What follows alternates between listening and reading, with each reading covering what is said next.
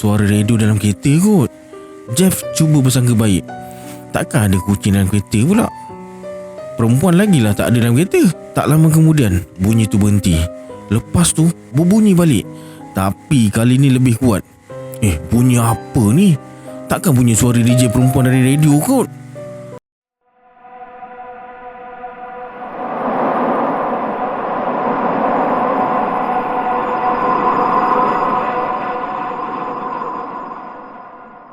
A'udzubillahi minasyaitonirrajim. Bismillahirrahmanirrahim.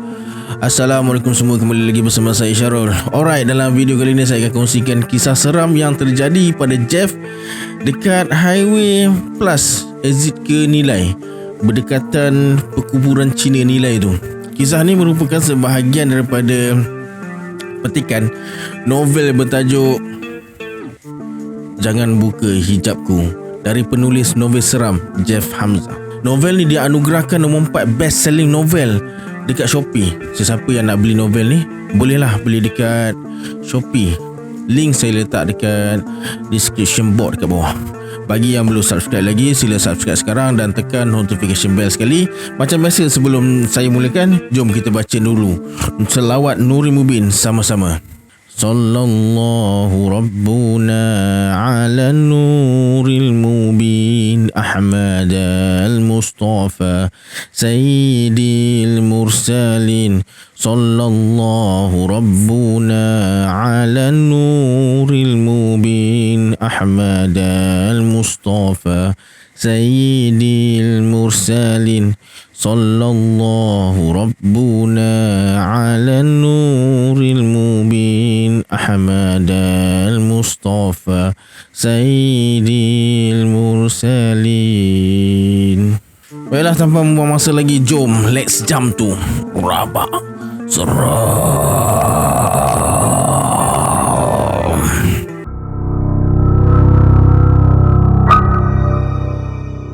Cerita yang saya akan kongsikan ini adalah antara cerita paling seram yang pernah Jeff alami. Kisah yang hampir meragut nyawa dia gara-gara makhluk betina yang belagak macam Batwoman tu. Macam biasa, Jeff antara orang yang terawal sampai dekat office pada pagi Isnin tu. Masuk uji bilik, ternampak sekeping surat atas meja, tertulis urgent, please attend this meeting, I have another meeting. Arahan daripada bos. Biasanya kalau arahan daripada bos ni hanya sakit atau mati je alasan dia untuk tolak arahan dia tu. Jeff tengok tarikh mesyuarat. Alamak, 14 hari bulan tu kan esok. Mesyuarat tu dekat JB pula. Kalau dekat KL okey lah juga, sebab dia baru je sampai daripada Kuching semalam.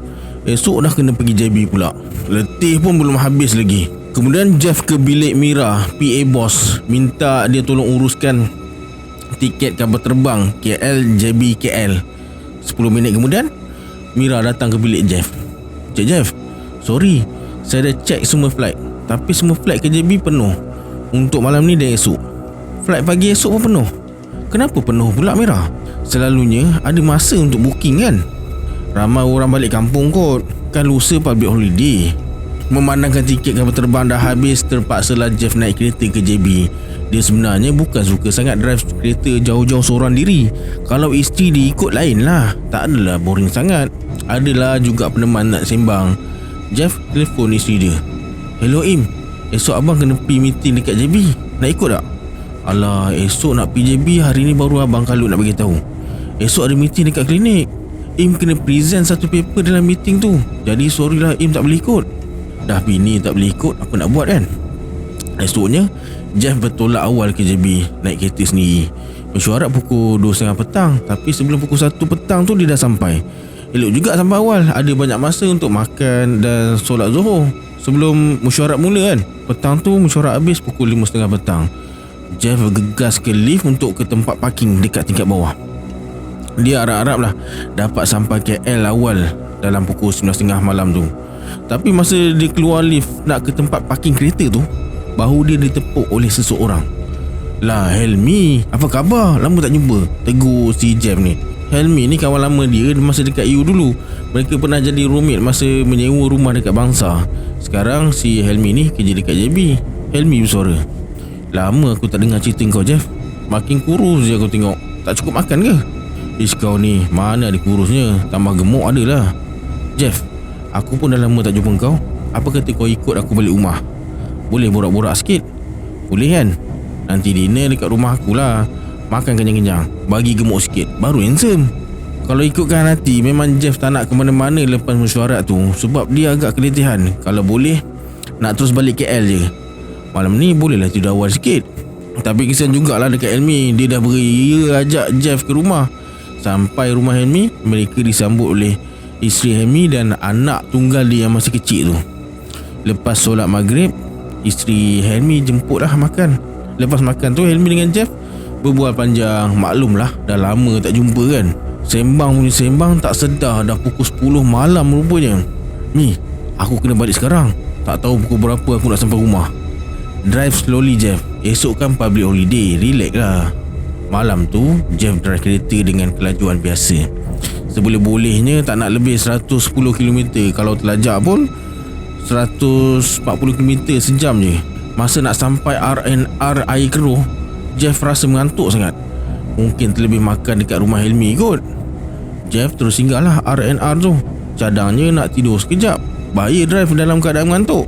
Dia carilah tempat parking yang strategik, tempat yang dekat dengan kenderaan lain dan sumber cahaya lampu. Jeff buka tingkap kereta sikit, bagi angin keluar masuk. Sambil sandarkan kepala pada kerusi, Jeff tengok jam. Dah dekat pukul 12.30 pagi. Tidur setengah jam cukup lah, kata hati Jeff. Pukul 1 pagi dah boleh gerak KL. Pukul 3 pagi sampai rumah lah kot. Tapi Jeff terbabas tidur pula. Sedar-sedar je dah pukul 2 lebih. Dia terus pecut tinggalkan R&R Air Keruh tu. Masa tu highway semakin sepi. Hanya ada beberapa kenderaan je. Kebanyakannya bas dan lori je. Jeff terus drive dengan kelajuan sederhana. Masa nak sampai R&R Seremban, dia nak berhenti kejap sebab tekak rasa dahaga. Tapi memandangkan masa dah suntuk, dia teruskan perjalanan. Masa nak sampai simpang masuk ke nilai tu, tiba-tiba Jeff terdengar satu bunyi dentuman kuat atas bumbung kereta dia. Tak kejut dia. Bunyi apa tu? Mulanya Jeff ingatkan bunyi guruh. Tapi bila dia tengok kat luar tingkap, cuaca baik malam tu. Batu dari lereng bukit jatuh kot, Jeff bisik dalam hati. Kemudian Jeff perlahankan kereta sambil menjeling atas bumbung. Mana tahu ada lekuk atas bumbung ke. Kuat juga bunyinya tadi. Tapi dia tak nampak sebarang lekuk pun. Sampai rumah nantilah aku periksa apa yang jatuh atas bumbung kereta, fikir Jeff. Berhenti tepi highway dalam keadaan jalan gelap gelita macam ni memang bahaya. So dia teruskan perjalanan. Tiba-tiba ada sebuah lori dari belakang nyalakan lampu tinggi dekat kereta Jeff. Berpinar mata Jeff sebab kena pantulan cahaya dari rear mirror tu kan. Masa lori tu dekat dengan sebelah kereta dia, pemandunya bunyikan horn beberapa kali dengan kuat. Hati mula geram. Tadi masa lori tu dekat belakang kereta Jeff, dia macam nak menyondol dengan lampunya yang terang benderang tu. Sekarang bila dia melintas kereta Jeff pula, dia bunyikan horn pula. Kuat pula tu. Beberapa minit kemudian, ternampak 3 biji kereta berderetan potong kereta Jeff ni. Sekali lagi terdengar bunyi horn dari kereta-kereta tu. Jeff mula tak keruan. Hati mula berdebar. Kenapa lori dengan kereta potong tadi semua bunyikan horn pula kan? Apa yang tak kena ni? Entah tayar kereta aku bocor tak, fikir Jeff. Sebelum ni pernah jugalah tayar kereta dia bocor dan pemandu-pemandu dekat belakang bunyikan horn sebagai amaran supaya Jeff perlahankan kereta. Jeff pun perlahankan kereta. Risau jugalah tayar kereta dia bocor, tapi nak berhenti sekarang pun tak boleh sebab tempat tak sesuai untuk berhenti. Tiba-tiba Jeff terdengar bunyi suara halus mendengus beberapa kali. Bunyi tu macam datangnya dari dalam kereta. Sekali dengar macam bunyi kucing. 2 kali dengar macam suara perempuan. Suara perempuan tengah pagi buta ni. Suara radio dalam kereta kot. Jeff cuba bersangka baik. Takkan ada kucing dalam kereta pula. Perempuan lagilah tak ada dalam kereta. Tak lama kemudian bunyi tu berhenti. Lepas tu berbunyi balik, tapi kali ni lebih kuat. Bunyi apa ni? Takkan bunyi suara DJ perempuan dari radio kot. Jeff tutup radio, terus senyap. Jadi betul lah bunyi dari radio. Lega hati dia. Lepas tu dia nak buka balik radio. Tapi belum pun radio tu dia nak buka, bunyi dengusan tu kedengaran balik. Kali ni suara dia lebih kuat, lebih tajam dan lebih gemesik bunyinya. Jeff perlahankan kereta. Dia bagi signal kiri untuk berhenti. Dia nak periksa dari mana bunyi tu. Mungkin ada batu kot atas kereta dia. Tak lama kemudian, sebuah bas yang beberapa minit lepas mengikuti Jeff dari belakang bunyikan horn panjang masa potong kereta Jeff yang baru nak berhenti tu. Pemandu bas tu buka tingkap sikit dan bagi isyarat tangan supaya Jeff teruskan perjalanan. Jangan berhenti, teruskan. Jeff jadi keliru. Tadi lori, lepas tu kereta, ni bas pula bunyikan horn. Jeff abaikan kata-kata pemandu bas tadi. Dia nak berhenti juga. Jeff nak tahu bunyi apa yang berdentum tadi. Kalau ada batu atas bumbung, dia nak buang. Bila dah berhenti tu, Jeff buka pintu kereta. Dia nak turun lah periksa bumbung. Tapi baru je dia jejak kaki dekat jalan tar tu, Jeff ternampak satu lembaga putih terbujur atas bumbung kereta. Ya Allah, apa benda besar warna putih ni? Makhluk apa pula ni? Cepat-cepat Jeff melompat masuk balik dalam kereta. Seluruh bulu roma dia berembang. Tangan dan kaki dia menggeletar. Ya Allah, dugaan apa pula ni? Jeff cuba tenangkan diri sambil mulutnya tak berhenti-henti beristighfar. Jantung berdegup kencang. Dengan tangan yang terketar-ketar, Jeff pegang steering kereta nak teruskan perjalanan. Dia cuba drive setenang mungkin. Mulut dia masih beristighfar diikuti dengan bacaan ayat kursi, Al-Fatihah dan ayat 3 Qul berulang-ulang kali. Dalam keadaan kaki dan tangan yang menggeletar kuat tu, Jeff tak dapat drive dengan tenang.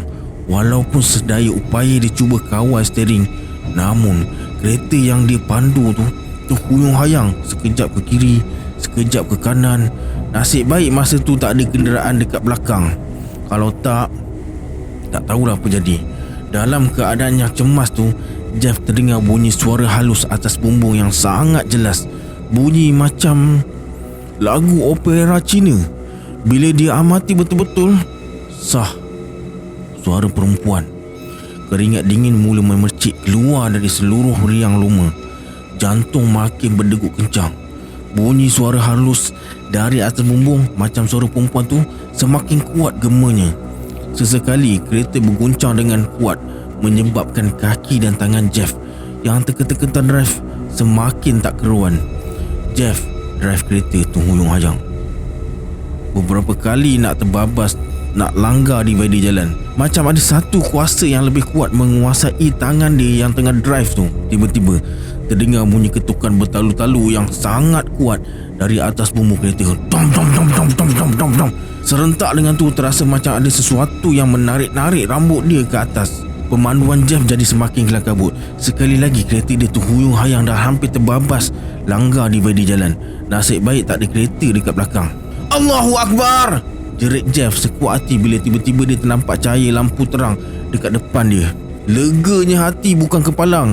Dah sampai dekat Plaza Tol Nilai rupanya. Tapi lebih kurang 150 meter nak sampai ke Plaza Tol tu, tiba-tiba terdengar bunyi ketawa halus dari atas bumbung.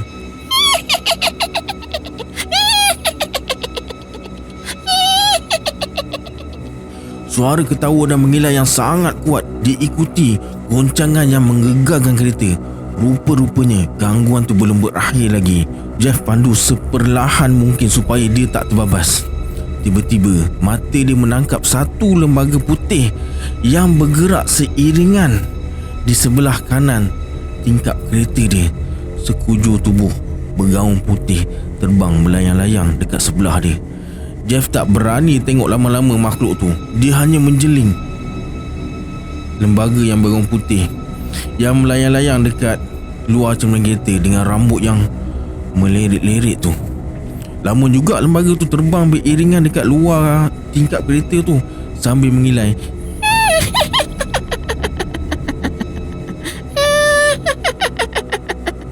Tak lama kemudian, masa kereta cuma berada kira-kira 50 meter daripada Plaza Tol tu, lembaga yang melayang tu terbang meluncur laju ke atas dan menghilang di celah-celah pokok dekat seberang jalan. Lepas bayar tol dekat Plaza Tol Nilai tu, dia berhenti dekat parking bangunan berdekatan Plaza Tol tu lah. Tangan dia masih rasa menggeletar. Fikiran masih keliru. Namun kehadiran beberapa kereta yang berhenti dekat situ mengurangkan rasa gebentar dia. Jeff cuba tenangkan diri dalam kereta kejap. Mulut dia tak henti-henti beristighfar. Segala yang dilalui tadi tak mungkin dilupakan seumur hidup. Masih jelas terbayang wajah yang menakutkan tertiarap atas bumbung kereta sebelum masuk Plaza Tol tadi. Ia satu wajah yang sangat mengerikan. Jeff ingat lagi, sebaik je kaki dia pijak jalan tang nak periksa kereta tadi, dia ternampak sekujur tubuh tengah menyerap atas bumbung kereta menghadap cermin depan. Berwajah pucat, bergaun putih, pandang dia dengan pandangan yang kosong. Rambutnya panjang, tutup separuh bahu dan muka. Matanya kelihatan lebih banyak putih daripada warna hitam. Mukanya kelihatan begitu pucat dan putih macam dilumur dengan bedak sejuk yang tebal. Masa mata bertentang mata dengan makhluk tu, Jeff nampak tangan dia bergerak. Kukunya yang panjang terketar-ketar cuba capai kepala Jeff. Nasib baik dia sempat melompat masuk ke dalam kereta balik. Kalau tak tahu apa yang jadi.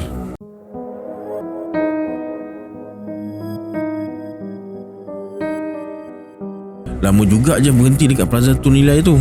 Dia perlukan masa untuk tenangkan diri. Sikit demi sikit, kaki dan tangan dia mula pulih daripada rasa menggeletar. Selepas rasa menggeletar pulih sepenuhnya, barulah Jeff mulakan perjalanan balik. Dengan ucapan bismillah diikuti doa perjalanan, dia hidupkan je kereta. Perlahan-lahan Jeff drive keluar dari susul Tol Nilai menghala ke KL. Sepanjang perjalanan dari Tol Nilai ke rumah, tak ada apa-apa yang jadi. Sampai je dekat rumah, Jeff terus basuh kaki dekat paip luar rumah. Masa tu jam dah nak pukul 5 pagi. Lepas mandi dan solat subuh, barulah Jeff siap-siap nak tidur. Isteri dia yang terbangun tanya macam-macam soalan. Kenapa dia sampai lewat ke rumah? Tapi Jeff tak menjawab. Tengah hari nantilah cerita, nak tidur dulu. Letih sangat ni, kata Jeff. Bangun tidur tengah hari tu, badan terasa lemah, rasa berdenyut kepala. Jeff telan 2 biji Panadol. Nasib baik hari Rabu tu public holiday, bolehlah rehat dekat rumah. Harap-harap esok hilanglah sikit kepala. Tapi bila bangun pagi hari Khamis tu, rasa pening tak hilang lagi. Badan pun terasa bahang. Abang demam ni. Lepas breakfast kita pergi klinik, kata isteri Jeff. Jeff hanya mampu minum seteguk air suam untuk lapik perut pagi tu. Roti sekeping pun dia tak habis makan. Bila dah pergi klinik tu, dapatlah MC 2 hari berehat dekat rumah. Selepas 2 hari, demam dia pun dah berkurang. Tapi masih terasa lemah. Nafsu makan pun hilang. Cuma bubur nasi je Jeff makan. Itu pun jenuh nak habiskan separuh mangkuk. Jeff ke klinik sekali lagi keesokannya. Bila sampai klinik, Dr. Azhar periksa suhu badan Jeff. Dah kurang demamnya ni, Cik Jeff. Tak tinggi macam hari tu. Encik Jeff dapat jangkitan dari mana agaknya? Kawan satu office kot. Takkan Jeff nak bagi tahu dia terkejut tengok hantu Amoy dekat Nilai tu kot. Mana doktor nak percaya cerita hantu ni?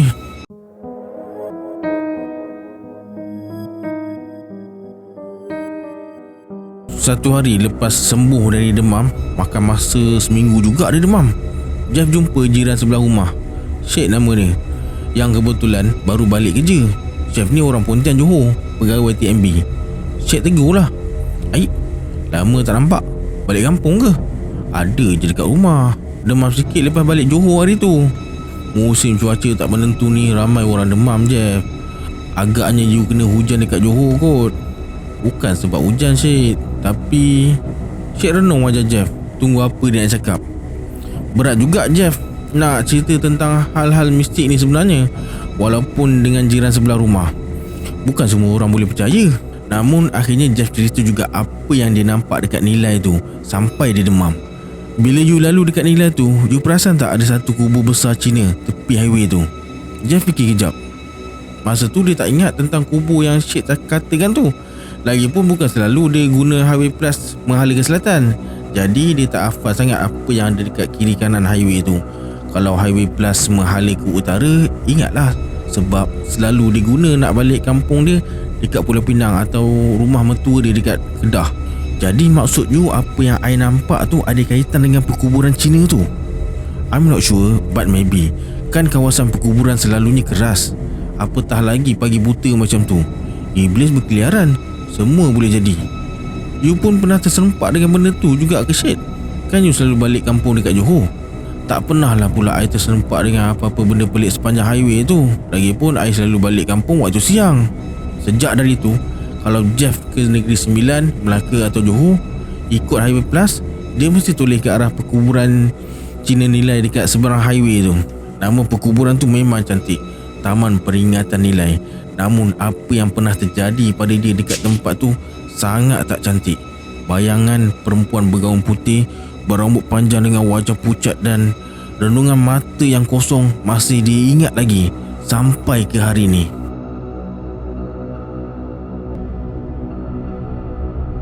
Alright, itu dia kisah yang Jeff alami masa lalu Highway Plus berdekatan perkumpulan Cina Nilai tu.